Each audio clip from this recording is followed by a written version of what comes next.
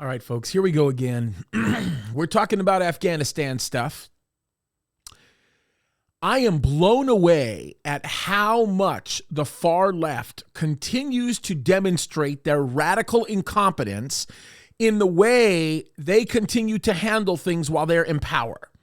The wickedness that continues to manifest itself is beyond anything that anybody can ever imagine. Case in point, we see a lot of people beginning to make comments that continue to demonstrate their absolute and sheer ignorance and stupidity.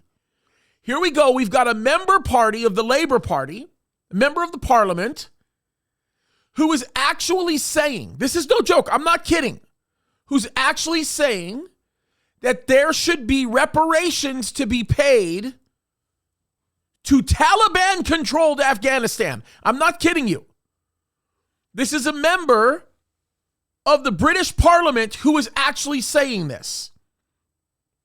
He actually believes that we should be empowering the Taliban with reparations. Here's my question. Is it even possible that Bergen, that's the name of this guy, actually thinks that reparations are going to make it to the actual Afghan people? He knows what he's doing. It's amazing to me the scope of irrationality that exists amongst people like this. This guy is actually saying that the United Kingdom should be paying a bunch of money to those in Afghanistan because of all the war damage that has been done in the last 20 years or so. Forget the fact, by the way, just so that you know, forget the fact that Islam, as well as 1,400 years of hardcore tribalist tradition, has been the very thing that has influenced Afghanistan and their ways and the many things that are going on. Forget that. He goes on to make a statement like this. Let me quote this guy.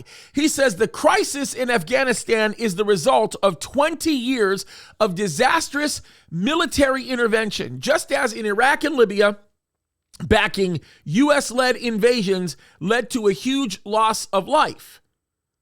Of course, he's going to go on to blame the United States for doing what they're doing. And don't get me wrong, anytime you hear these extreme hardcore leftists talk the way they do, there's always a little bit of truth in the situation.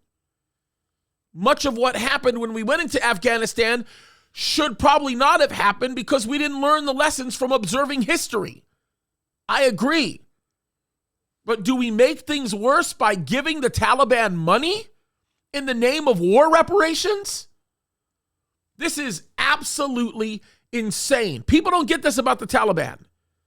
They're exactly like the Islamic State, and they're exactly like Al-Qaeda, Hamas, Hezbollah, all of them. They want ultimate dominion. They want global dominion, regardless of what this fool in the UK thinks. The Taliban seeks to impose Sharia law and the murder, death, brutality, everything that follows that. I laugh at people like Ilhan Omar, who are in the United States leading, literally imitating what these fools in Europe are saying. And she says things like this. She wants Sharia law to even be executed in some parts of the United States. And she doesn't even realize that Sharia law is the very thing that would get her executed if she actually tried to be the leader that she's wanting to be right here. The foolishness of this type of discussion. I will just simply say this. The arrogance that they have in perceiving what is the right thing comes from the fact that these people have no relationship with God. There is no awareness of what is right or wrong because they have forsaken the God of their fathers.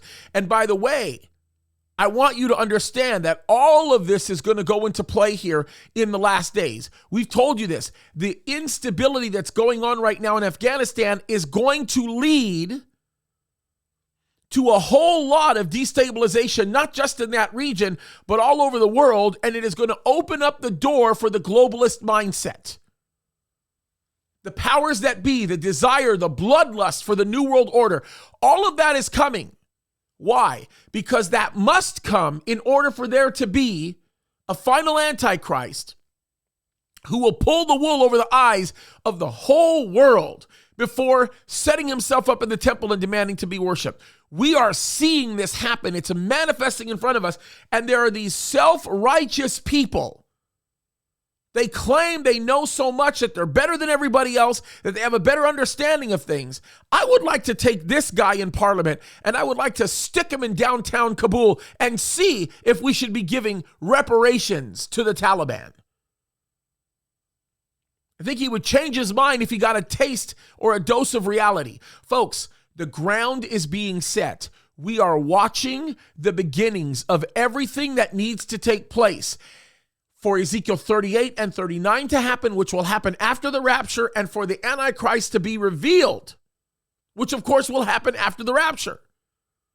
And if those things are being set into place, geopolitically speaking, and in every other arena, it means that the rapture is imminent, and we need to be wise, folks. We need to stand up for righteousness. We want to be caught by our Heavenly Father doing that which He has called us to do, living productively, responsibly, and doing what is best, not only for our nation, but for our family's sake as we walk in obedience to God.